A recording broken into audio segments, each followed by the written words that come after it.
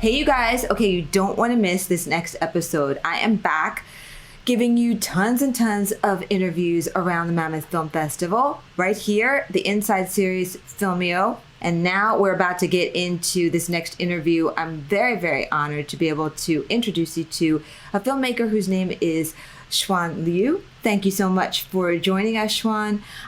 He has it's like a magical film that was shown at Mammoth Film Festival. And I'm going to turn it over to him now to be able to kind of give you guys a synopsis and really just talk about the backstory, because there's a lot to this. So thank you for joining us. And yeah, please tell us all about your film, give us the title, and again, the synopsis. Okay, yes. So my film is called Bloom. It's a very romantic and poetic love story. It's about this man met his younger self at a very beautiful beach. The younger self wanted to know about his future, while the older one wanted to remember his past. So they began to exchange stories to each other, to tell the memories of their own. Yeah. I love how you've approached this, that like neither knows, the other, even though it's like still the same person. And I really love how much, I don't know, just kind of documentation that you have about how you arrived at this story. So could you tell, I guess in a bit more streamlined version, tell our viewers about this, because it's really fascinating, you guys, just about memory and things that happened in Xuan's life that led him to this story. So go for it. Yeah. So I'm a big fan of Andrzej Tarkovsky and also Ingmar Bergman's films. I especially like Ingmar Bergman's Wild Strawberry. So that film is about a person's memory, and so that's kind of my inspirations for this film. But most of the story of my film inspired from my real life experiences. And when I was writing it, I already made this decision that I wanted to make like a nonlinear film.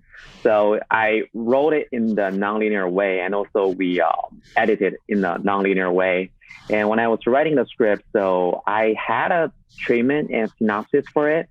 But at the same time, I also kind of like I listed out all the memories that I have with my childhood, and also the time that I spent in Bloomington, where I went to college.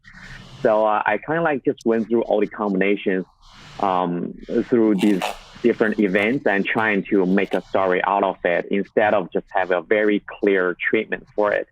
So the writing was kind of different for me for this script. Yeah. And also like, cause whenever you think about memories, your memories are not linear. Also, like a lot of time when you think about memory, what you think about the past may not be what really happened. So that's also kind of interesting when I was writing it. And also, cause I knew like some of the things happened in my story may not be really what really happened in my real life. It's just my imagination of the past or of the people that I had in my memory. I think that's like a key point, because especially if something is very emotional, we think we have it down and that's exactly how it went.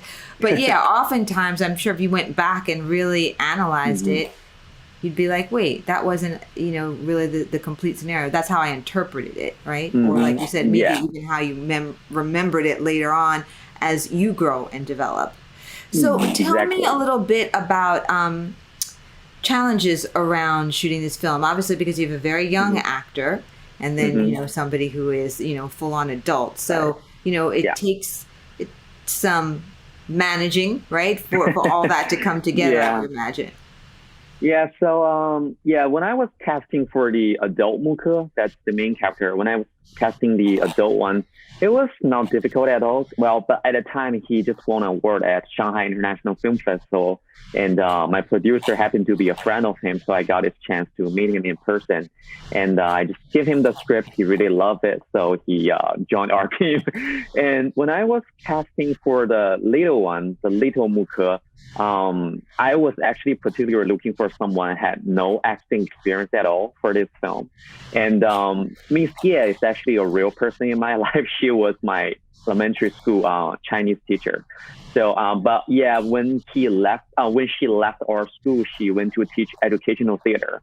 So when I was preparing for this project, I just went to her like, do you know any like children actor at all? And she said, yes, definitely. So she actually held auditions for us for all the children actor. And that's where I found this children actor child actor who played the little Muke. And when we were working together, it was very smooth, even though she was very young. But it's also like, because when I'm on set, I usually give actors very strict, very direct directions. So I would tell them the actions to do. And she was, little Muke was very, I can tell like he's very, like when we work with actors like at this age, they do not have that kind of shield yet. So they are very responsive to any, like, if you tell them something, they believe in it. If you tell them to do something, they will absolutely do it. And at the same time, they are not overdoing anything at all. So, I think that's kind of the advantage that younger actors have over, adult actors. Also, I felt like the editing process was very challenging, even though I already planned out everything pretty well. I edited the first couple of rough cuts myself, but then the producer just found it's very difficult to understand when he saw the rough cut. So at the time, one of my friends is working with a very famous editor. And the editor had been working with Hou Xiaoxian and Tai Liang for many, many years. And many of his editing work had won awards at Cannes. So I got this chance to be referred to this editor, Mr. Xiao.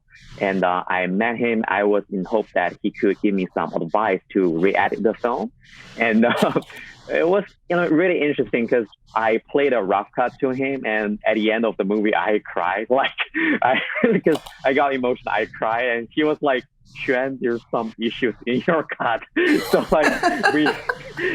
so we had a very long meeting that day, and he basically gave me some advice to re-edit the film. And later on, when I got home, I just re-edited the film as he recommended, and I just saw the film became much clearer and smoother.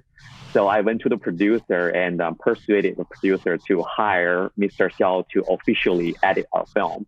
And we spent some time in the editing. Then we got this film. Yeah. Wow. Yeah. But it seems like you have a knack for picking very cool, very connected friends, Xuan. Yeah.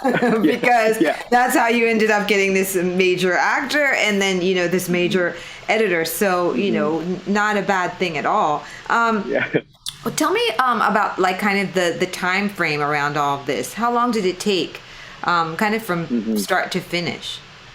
It took us a very long time, especially considering the pandemic happened. So I wrote it in 2017, and then I started to pitch it to a lot of companies in Beijing. So it took me. So it wasn't until the summer of 2018 that the film was financed, and I started to do the pre-production. So we filmed it in the summer of 2018, but it took us over a year to finish the post-production, and then pandemic happened. So we couldn't really do anything in 2020. But so it wasn't until last year we began to get into some film festivals in the US and Europe and also China. So a number of them. Yeah. I guess I have two next questions I want to ask you, but while we're talking about film festivals, tell me, I guess, of course, about Mammoth and what the reaction has been for you from this film festival. First of all, I really appreciate the film festival having a live event because it's kind of rare right now. I really enjoy the in-person experience, and I also I always love watching my own film in the theater with the audience together because I can feel this kind of connection between me and the audience. So I really appreciate for that. And yeah, and also like there are a lot of like I met a lot of cool people there at Mammoth, and all of their films are very beautiful. Yeah. Wow, so very cool. Was that the first time that you had been there? Well, yeah, it was my first time in Mammoth. Yeah.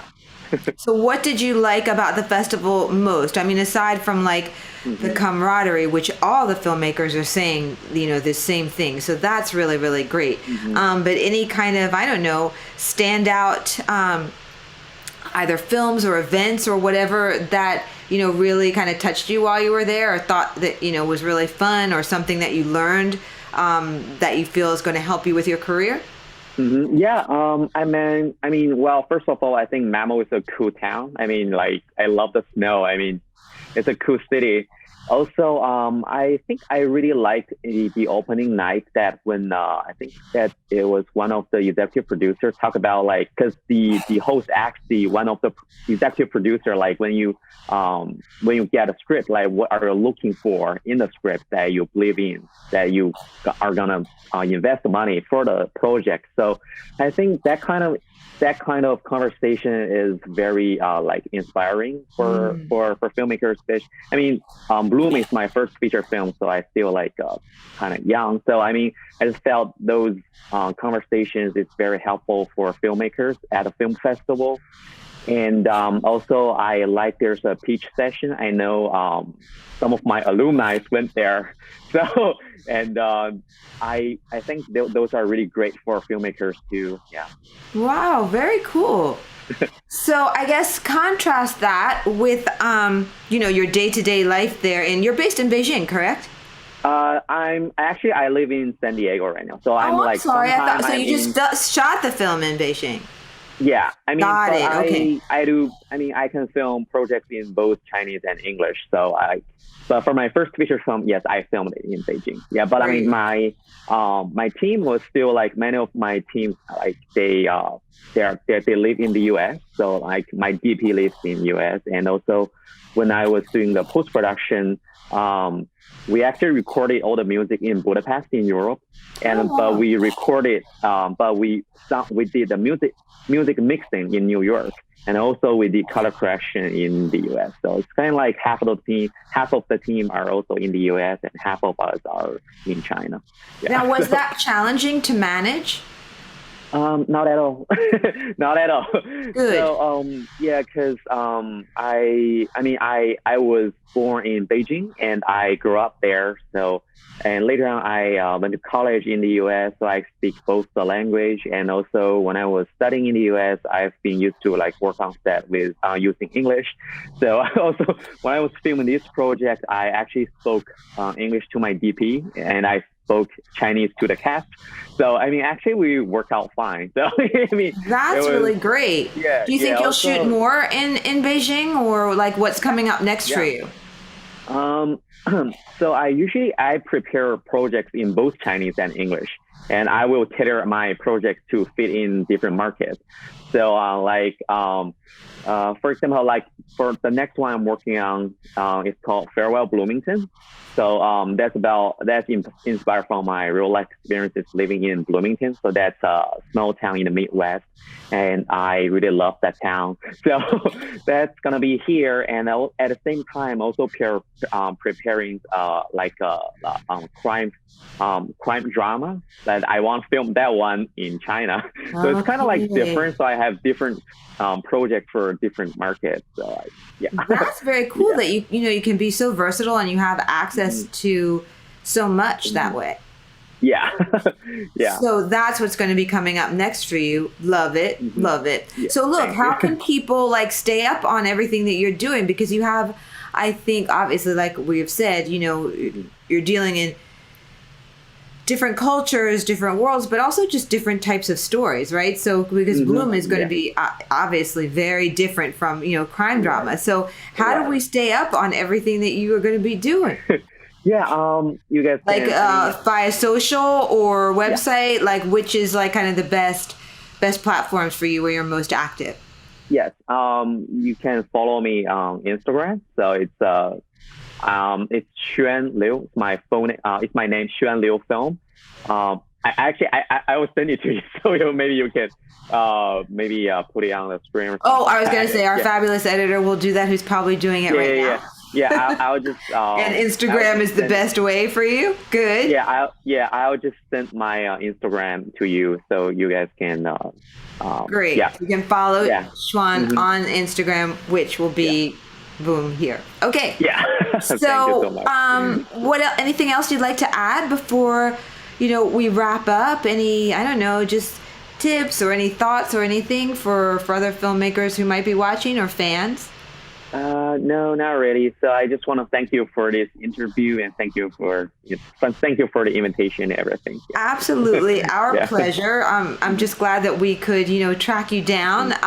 Because Bloom is, I hope you guys get a chance to check it out. It is very kind of like dreamy and interesting and does make you think about memory and, there's always been that old adage of, or you see in certain magazines, like if you could speak to your 16-year-old self now, what would you advice would you, give yourself? What would you tell yourself? But this is more in depth than that, right? And it's visual, so it obviously is richer. But hope you get a chance to check it out. Xuan, thank you so much for taking the time. And you guys, thank you for taking the time to watch. As always, we are doing it up here all the time for the Inside series at Film.io or Film.io, or now we're actually being back to being called Filmio, so there you have it. But I am always, no change, Lauren DeLisa Coleman, and thank you so much for watching.